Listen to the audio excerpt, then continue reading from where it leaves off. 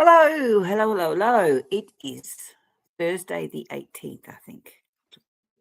Thursday the 18th of June 2026.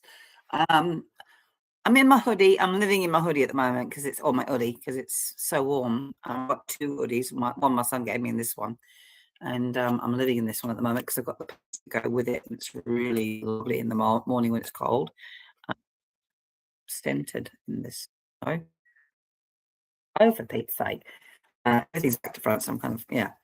I just thought I'd do a quick card pull because I haven't done a video for a while. I've had so much on the go, so much on the go. And I didn't get much sleep last night. I nodded off. I woke up. You know when you kind of wake up and you can't get comfortable and then Salem, my cat, who's a bit, I'm pretty sure he's got PTSD because of his time and when he was missing, he came back different. So I just feel he got traumatized because he's such a sensitive cat, you know. And my getting grumpy with him doesn't help because he tends to basically try and kill his sister. He hates his sister. And I don't sleep well because I'm frightened if I go to sleep because I wake up sometimes they're under the bed fighting and I can't get to them when they're in the bed. So I have to sort of, oi, get out of it. Because it's the only thing that stops him because he will go for it even if he's in front of me. Anyway, I wasn't wanting to talk about this. I love my animals and they're beautiful animals. They're both beautiful, but he was always like this with my other cats, but before they died, but he's more so.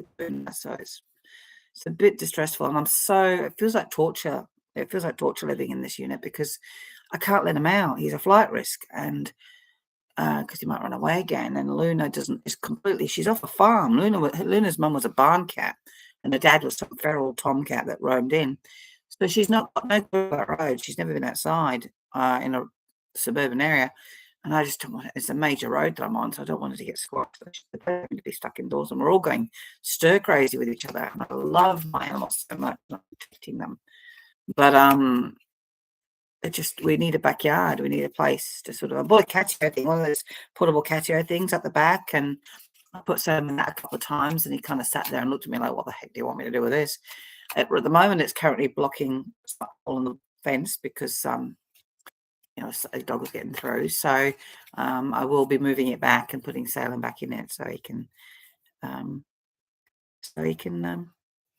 be outside. And I usually sit outside with him with a cup of tea.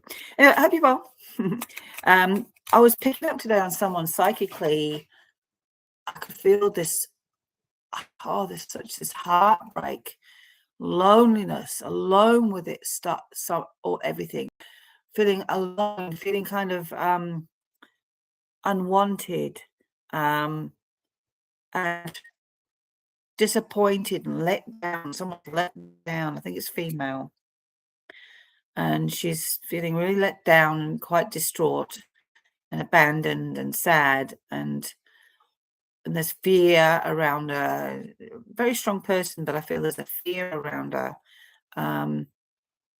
of repeated past hurts. I think, I think we've all gone through that, but I'm picking up this person is feeling they're spiraling and they can't do this for much longer. And I don't mean suicidal. I mean, there's heartbreak. I'm feeling they've had a lot of trauma and there's a lot of heartbreak there and there's a need for it to heal and they can't seem to heal and there's no one there for them.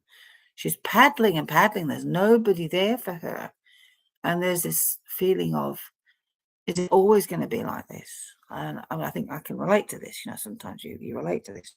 So, I have a feeling I know who it is, but I'm not going to say it on here. But so I'm just going to pull a few cards. I'll just see what come out.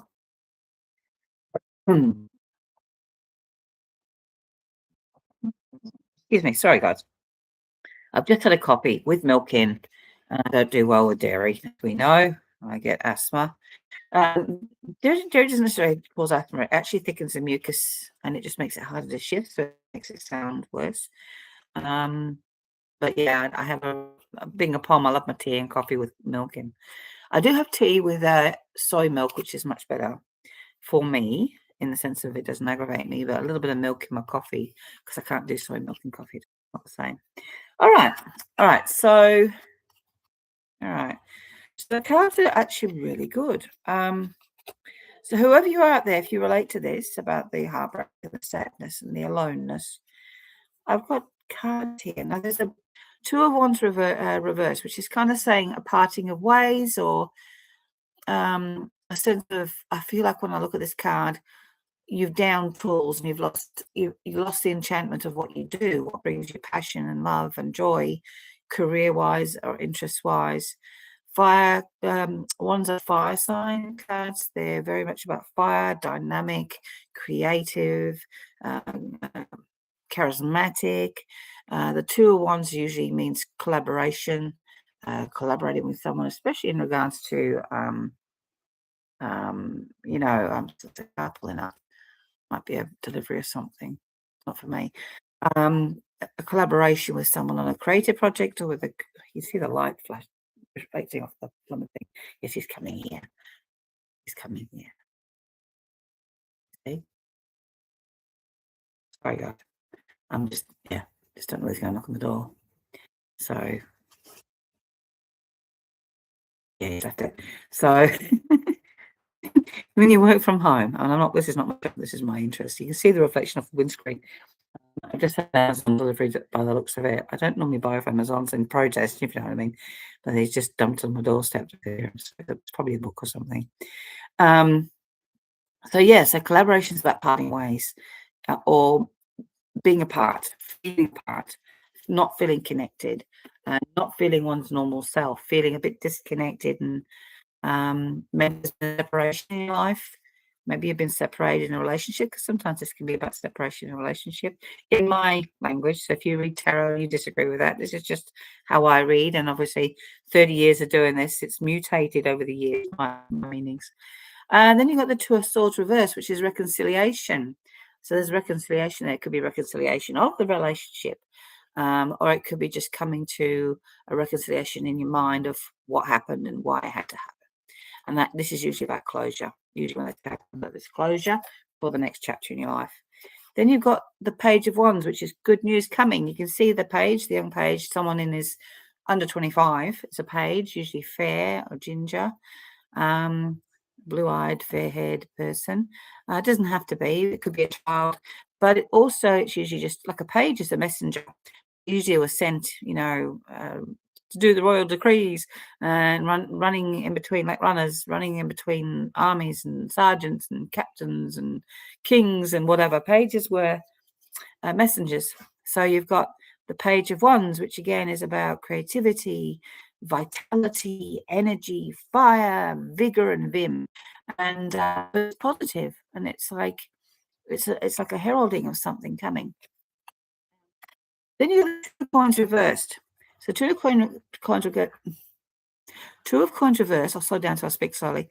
Two of Coins reversed means usually when it's upright, it means options, choices. When it's reversed, it means hurry up and make a decision, or just make a decision, or you will come to a decision, narrowing two things down to one. So just know that if you're indecisive at the moment, you're feeling a little bit lost, you'll be able to make a decision soon. And this is again appertaining to what I said at the beginning of this session, is about someone feeling alone and not, there's been either a heartbreak, a parting of ways. It could be a lover, it could be a family member, it could be a child, it could be a job, it could be just part of you separating from yourself and you losing yourself. 2 minutes again. No. Oh, I don't know how to make myself. There we are. It's a bit better. It's on a TV dinner table. This is what I work on. My desk is being used in the kitchen as a kitchen island because I'm in a tiny little unit with a shit ton of crap. Anyway, I've got on the air fryer and everything on the desk, you see, and I never use the desk much anyway because the chair was uncomfortable, so I'd sit in my armchair. Anyway, so this is just talking about something parting of ways and coming together again, or restoring, or something returning, and then choices and decisions. Then the Eight of Coins is here, which this is the study card, and it's just sort of saying here, don't give up now, you're so close. Usually this is about disillusionment. Like, am I on the right track? if you're studying now, you might think, is this the right course for me? Don't give up. Find what inspired you. If it's not study, then it might be what you're learning from life events. What are you learning from this period? To be stronger. Oh my God, you hate it when someone says that. But you've got to remember you're a beautiful person and that you didn't go through what you went through because of your worth. You are worthy. People don't always see the worth in us. And people who walk away from us or cheat on us or lie or do something bad to us, that is a sign that they don't like themselves very much. It's just projected onto you and you're feeling it. Don't believe it. It's lies. But this is just saying here, try and figure out, what am I learning from this? Because you're going to move forward soon. You got the card deck. I love this card. It's my favorite. It's called the blessing. I call it the blessing card. And it's a wish fulfillment card. There's another nickname for it. It's the Nine of Cups. So you're this close. Now, don't forget to appreciate it when you get it. But this is a blessing. So you are blessed. And the Nine of Cups is saying you're going to be fine. Your wishes are going to come true. Your dreams are going to come true. You're going to be fine. My stomach's going to rumble in a minute. Just ignore it. Okay. I'm not hungry. I've eaten well today. And then you got the Wheel of Fortune card, which is also a blessing, and it's upright. So the Wheel of Fortune is about a lotto win, although we don't normally like to say that because it gets people's hopes up. But the Wheel of Fortune card is also cyclical change. It's about end of cycle, start of a new cycle. And the legacy of at the end of a cycle going into a new cycle is a burst of energy. And you will find at the beginning of a new cycle, everything seems to be right. Everything's lining up for you. And it's the universe's way of saying, we're going to give you all the tools and see what you do with it in this cycle and see if you make something of it this time around. Each time we go around, we're learning more and more. 8 of Coins, which I just had the study card. So you're learning something from this. You're getting better at it, which is why the Wish Fulfillment card and the Wheel of Fortune cards come out. But also it's good luck and good fortune. So I think there's a really good layout here. The last card is cover my ugly mug. Is the Fool card. So the Fool card is saying a new beginning. This is like the Wheel of Fortune, end of old cycles and beginning of new cycles. And then this is a new cycle. So you're going into a new cycle. Now you might be at the end of a 7-year or a 9-year or something, depending on your belief system. At the end of a 7-year, so you could be 14, 21, 28, 35, 42, 49, 56, 63, so on and so forth. So you could be at the end of a 7-year cycle or just as a cycle in general. So the Wheel of Fortune, the Fool card is about new beginnings, but also remember not to be too naive, because the Fool is a naive young person out on an adventure, not knowing what the dangers of the world are, which is sometimes it's a blessing not knowing, isn't it? My life is full of knowing what's going to come, which makes it. My mum and dad just say to me, "You always know everything. You know everything." And it's like, because I did. I was cognizant from a young age. I would call everybody out on their bullshit, and I would say, "You're doing this because of that." I would psychoanalyze them. "You're doing this because of that." I don't know how. I just knew, and that's why I became a counselor and a reader, because I knew I was meant to be here to help people. And it's not arrogance. It's just, some of us just are that way. I think a lot of us are, really, but some of us don't use it the way I do. And this is just the way I use it. I've harnessed it this way. But the Fool card is about innocence as well. And there can be many people out there, I do talk to them actually, who are very wise people, but there's an innocence about them. It's almost really quite paradoxical. There's someone so sweet and innocent and kind and Pollyanna and look at the world as such a beautiful place, but there's such an old soul about them, But the Fool card is just about also a new beginning, fresh new start for you. So please don't give up. If you are heartbroken and you are sad and you've been through shit and you worry that it's going to be shit for the rest of your life, it isn't. These cards are really cards, trust me. So you've got a lot ahead of you that's fucking positive. So please remember that. Please remember that there's always, what is it? What's that saying? The sun shines through after a storm. It always happens. I'm butchering the saying, but there's a silver lining. there's always sunshine after a storm. Excuse me. So please don't give up on that. I often see people stuck in really serious stuff, and they worry and they stress because they feel like it's there forever. But they go through it. It's like a tunnel in the Swiss Alps. It's a long tunnel because it's going through a mountain and it feels like it goes forever and you can't see the white dot at the end where the light is. So you think you're going to be stuck in the tunnel forever. But if you keep driving in the one direction, you're going to come to the exit, aren't you? It's the same thing with this, what you're going through. It's just a tunnel, a moment in time that you're going through. There is always a finite to that tunnel, and you will be able to come out the other side and start again. And I do talk to people transforming between 1 week as a counselor and a psychic, 1 week being absolutely in the depth of despair. There's no hope for me. I don't know what I'm going to do. Oh my God. And then 2 weeks later, something shifted and they're, oh, it's great. You should have seen it. He came back, or he did this, or she did that. And it's funny how the world twists and turns, and we're not supposed to see and know everything. She who was doing the tarot every day for the last 6 weeks, just because I'm trying to figure out what's going to happen next, I really, really am trying to manifest my own home, and with a garden so the cats can go out in it, and not on a main road. The cats can go out in it, and then I can have a veggie patch, and I can get a dog again. I'm desperate to have a dog again. I'm obsessed with Dachshunds. I get them all. The algorithms picked up on it, so I'm watching lots of Dachshund videos. I always want like bully braids or mastiffs, and my last dog was a Staffy. You see, she Gizmo.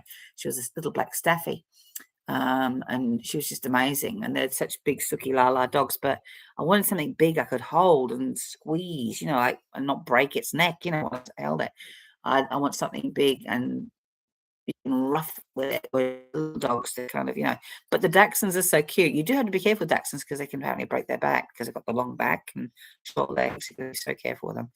I was talking to someone this morning and she has a Chihuahua, and I'm going, I'd be frightened. I'd sit or stand on the poor thing. And she goes, yes, sometimes I have to be really careful, But yeah, I suppose having a wee chat, just sound like my mother-in-law then, my late mother-in-law, she's a Scottish woman. Aye, hen, aye. Oh, I know that. My father-in-law was a big, loud Scotsman. Hey, hen, fucking Ricky, what a milk here. Everyone was scared of him, but me and his granddaughter. I could handle him. But it was a lovely. Well, I know I loved him. I love my in-laws very, very much. No longer with us, as is my mum and dad. But yeah, big like Scotsman. Hey, fuck it, you can come in the driveway, you'd hear him. But they had the gift as well. My mother-in-law said to me she had the gift of being able to know when someone was going to die. And my son said that to me. He didn't know that she had that gift. And he said to me after she died, he says, Mum, I think I might be able to tell when people are going to die. I don't know why. I don't know how. I don't know if he knows because I don't know if his nan ever told him. He's not that type to parrot something. He's quite, he's got his own skepticism. Like he kind of tries to keep a balanced view of things. He has got the gift, and I'm doing what I'm doing as a psychic because of him. Even though I was psychic long before I even had him, since childhood. But because he was seeing things, spirit and what have you, and I researched it by reading books and then seeing readers, and readers said, you should be reading, you're a gifted, you should be doing it. And I started reading, and that's 30 years ago. So, but it's a funny journey, isn't it? So I would say to you, if you are looking at doing what I do, is to make sure, I think I did the last video, but make sure you do research psychic protection, grounding, cleansing, your aura, your chakras, the houses that you're in, making sure that you're protected, having talismans if you can. Because I'm a Christian witch, I have a cross on my necklace. I did have a pentacle, but I don't know where it is. I lost it. Like a pentagram or pentacle hanging off the necklace. It is. Silver too. It's nice. It'll be in somewhere in the depths of my junk room. And just having. I've got tattoos on my body, and they're all protective. They've got meaning to me, and I'm not suggesting you get a tattoo. I'm just saying that just be respectful about it. Read books, understand, read between the lines. Don't follow trends. Try not to, if you're going to join a coven or a spiritual group, which I'm going to try and start up again at some point, that you don't go in blindly. They interview you when you try to join a coven or a spiritual group circle. Sometimes interview you, because they want to know who they're inviting into their circle, who and what, because they don't know. Some people, I've seen a lot of dark stuff in my life as a psychic medium. A lot of people who work in that side of things, and it's, I can tell who they are, but they masquerade, and or they good people, but they've got something attached to them. You get entity attachments and demonic, or just lost souls or whatever. So when you open up to everything. So you have to have a really strong aura and chakra, and a chakra base. You have more than the 7 chakras. You've got many chakras all over your body, but there's the major ones we know are the ones that go down the middle: the crown, the brow, throat, heart, solar plexus, sacral, and base chakra. Your chakra in your hands and your feet, right near your ears for the clear audience, but they're more near the throat. That's why when I do readings and I start to get a bit hoarse in the throat and I get stuck coughing as if I'm choking, that's because spirit trying to talk to me. It's the voice box, because it's coming in the ear chakras. That's where clear audience comes in. So yeah, but read everything and anything you can. Be discerning with what you believe. And make sure that you don't join anything that's cult-like. Sometimes, and there is politics. The conversations I've had with people, oh my God, just the politics in coven, the coven world out there. And that's why I suppose I never joined a coven. I almost did. I was almost in a coven once, but I kind of felt not to go there. It wasn't for me. And that's why I think I've been a solitary practitioner ever since. But I do want to start my own working group, which is sort of like an open coven. But I'm not Wiccan. I'm a witch. There's a difference. Wicca is modern knockoff. It's only 100 years old, or they're about 80 to 100 years old. Witchcraft is the old religion, and that predates Christianity. It's paganism. So it's the old religion that doesn't have a connection to the devil, doesn't believe in the devil, because the devil is a Christian construct. Yes, it's possible that if you're innocently thinking you're doing white magic, that you can accidentally work with the dark and heavier energies. That's what I'm saying. Learn to feel your energy, learn to know others' energies, learn to read everything, to learn how to discern, and to do all your protections, your prayers, circle of salt around you on the property. I grid this place, as I told you. I put a grid around this place. Which reminds me, I've got to recharge the crystals. But and I have holy water that I've made myself. I often say don't do that, but I do find it works. There are recipes out that you can do: salt and purified water or something, and consecrating it, and using what is it, a exorcism prayer or something as well.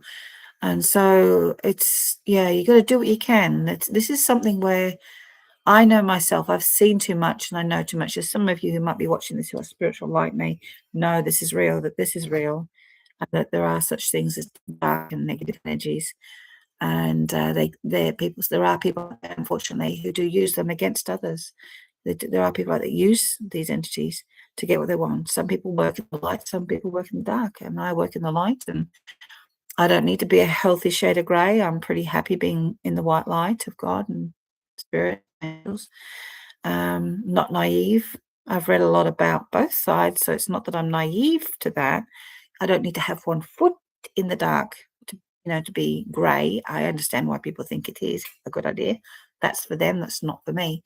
So I think the only way to sort of, yes, I experience negative energy. I have done over the years, and I have been psychically attacked quite repeatedly, and still do get some of that now. But you just keep doing your protections, and it bloody well works. You've got to do your protections, and it's religious. I have to religiously. That's why I didn't sleep very well last night, because I didn't do my prayer yesterday.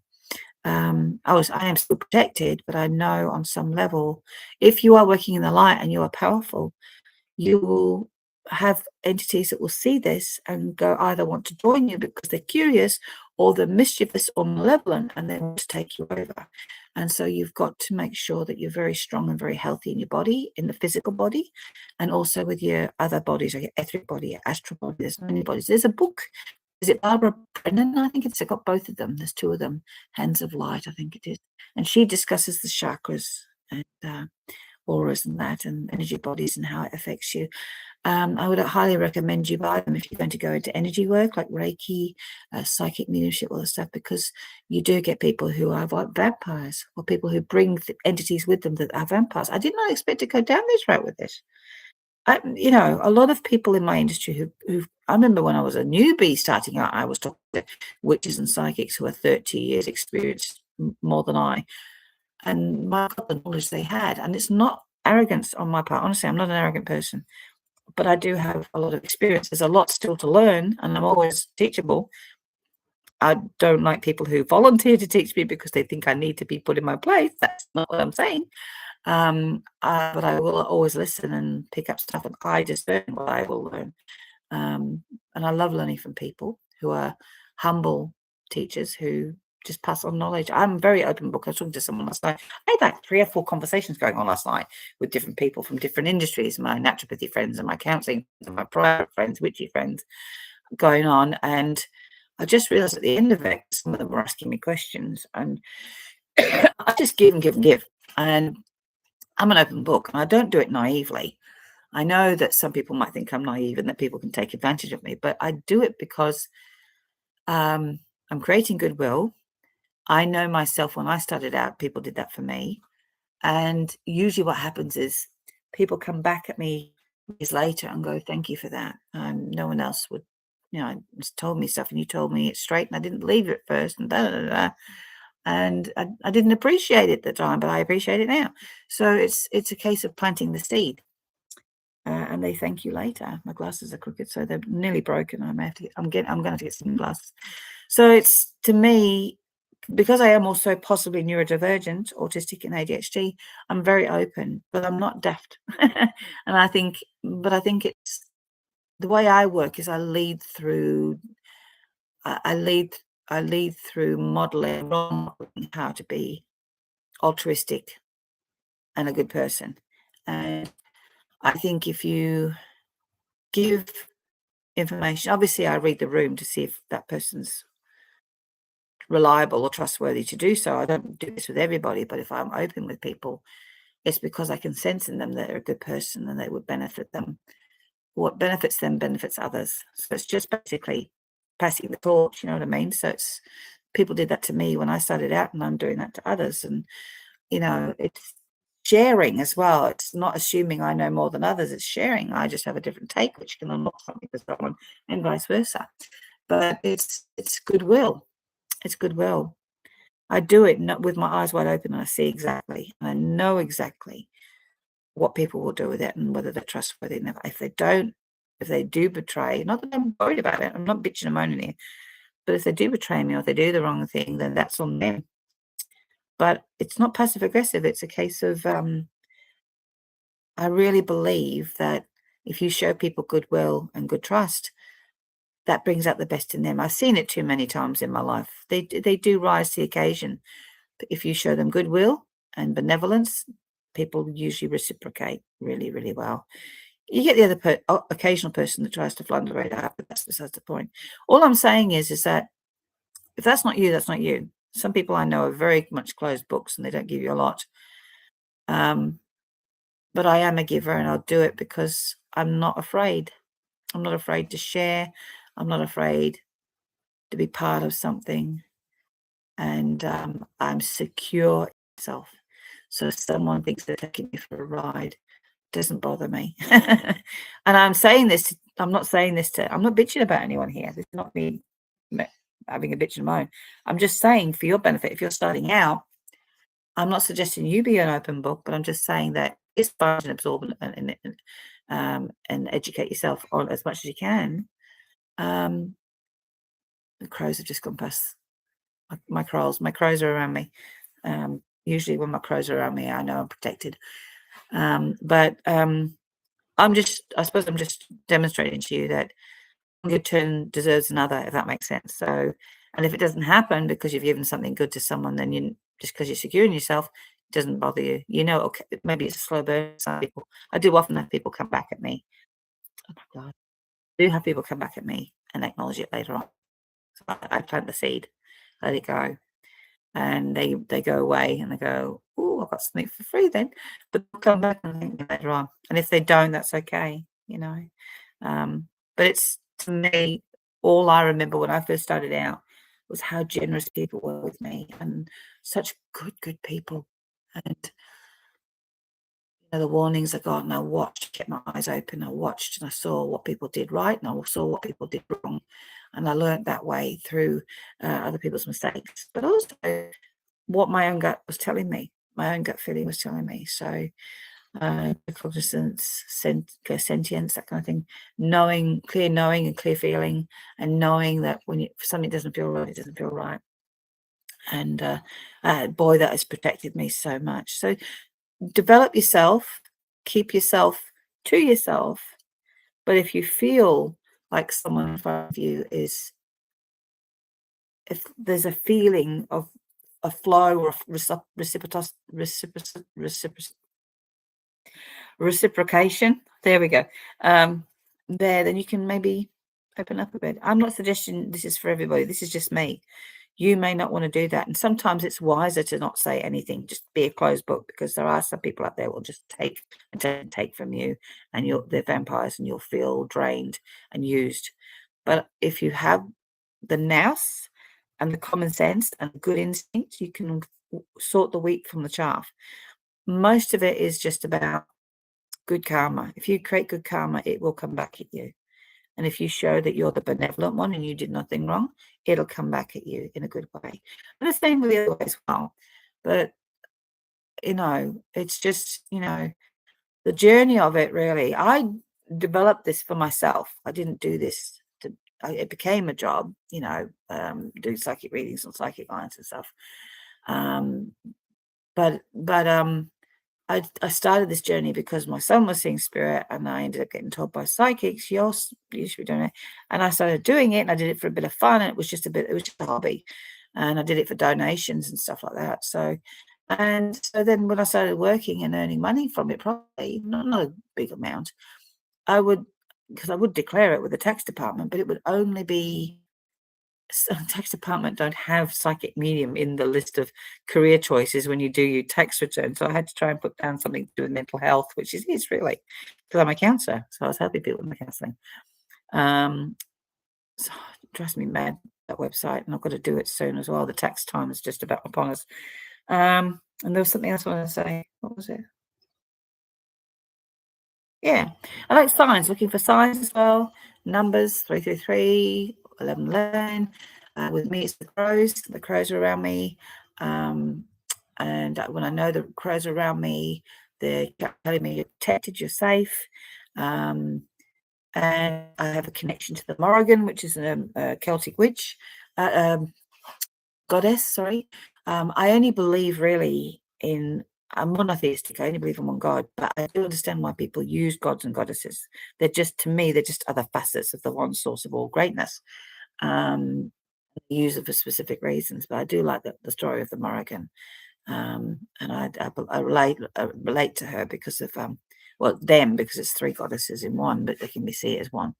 The crows are connected to her, and that's why I love crows. I love corvids, the magpies, and the is it the currawong mudlark? I get mixed up with the name of that little one. Anyway, I'll stop talking now because I do want a cup of tea. I finished work, and I thought I'd just pop in here and quickly do this. And I want to get to finishing. I'm doing a big crochet project at the moment. I'm trying to sort of finish a difficult part of that. I'm just going to try and do my ritual work while I'm doing it. I do my ritual work while I crochet. That's why they call me the Fiber Witch, because on Facebook, I've got a Facebook page called Fiber Witch. On Fiber the Witch's basket or something, I forget.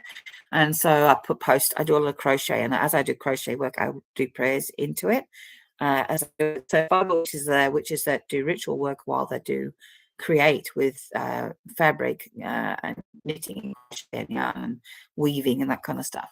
So I give a lot of my throws away to. Sorry about itchy nose.